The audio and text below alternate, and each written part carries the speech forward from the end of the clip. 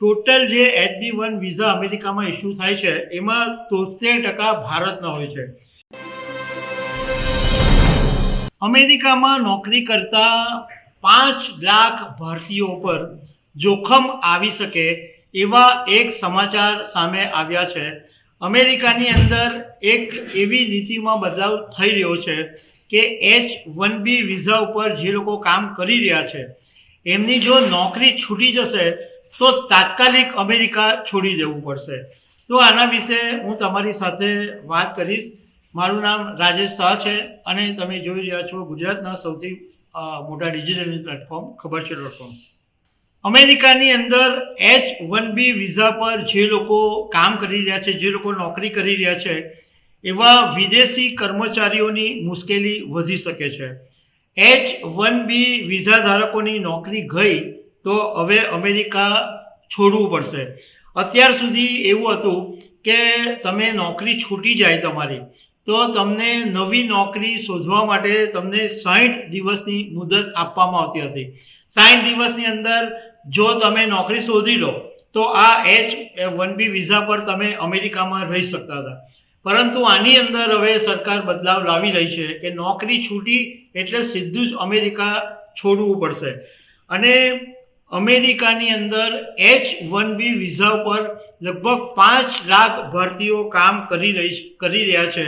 એટલે આ 5 લાખ ભારતીયો ઉપર મોટું જોખમ તોડાઈ રહ્યું છે.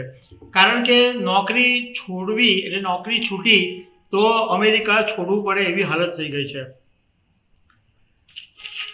અત્યારે જે અમેરિકાની સિસ્ટમ છે એમાં હું તમને થોડુંક સામાન્ય સમજાવું કે H-1B કર્મચારીની નોકરી છૂટી જાય તો એને એ જ સમયે અમેરિકા છોડવાની જરૂર નથી પડતી.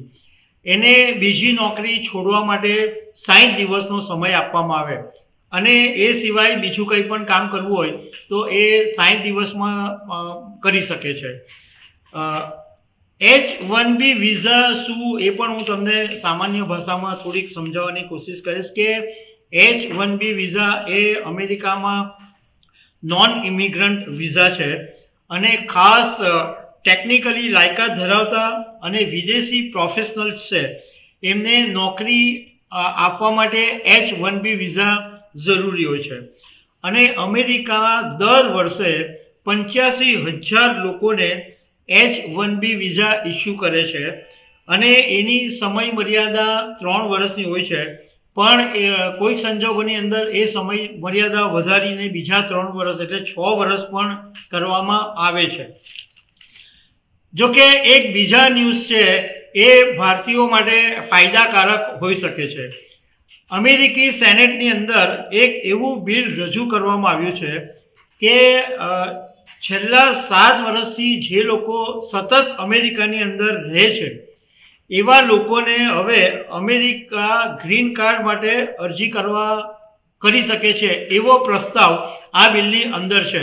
એટલે કોઈ વિદેશી એટલે આપણે ભારતની વાત કરીએ કે કોઈ ભારતીય અમેરિકામાં છેલ્લા 7 વર્ષથી સતત અમેરિકા રહે છે, જાય આવે એવું નહીં પણ ત્યાં આગળ જ રહે છે 7 વર્ષથી, તો ગ્રીન કાર્ડ એમને મળી શકે એવો પ્રસ્તાવ આ બિલની અંદર છે.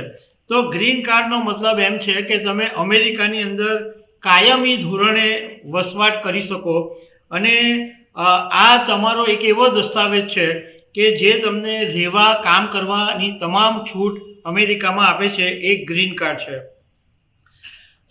H-1B વિઝા લેવામાં ભારત નંબર 1 ઉપર છે. ટોટલ જે H-1B વિઝા અમેરિકામાં ઇસ્યુ થાય છે એમાં 73% ભારતના હોય છે અને ચીનના 5%, ફિલિપાઇનના 1%, કેનેડાના 1%, દક્ષિણ કોરિયાના 1% અને અન્ય દેશો છે એના 12% છે. એટલે સૌથી વધારે H-1B વિઝા પર ભારતીયો કામ કરે છે. હવે જોવાનું એ રહે છે કે આ નિયમ ક્યારે આવે છે અને એની શું અસર પડે છે. તો દર્શક મિત્રો, આવા અનેક અપડેટ સાથે મળતા રહીશું. આભાર.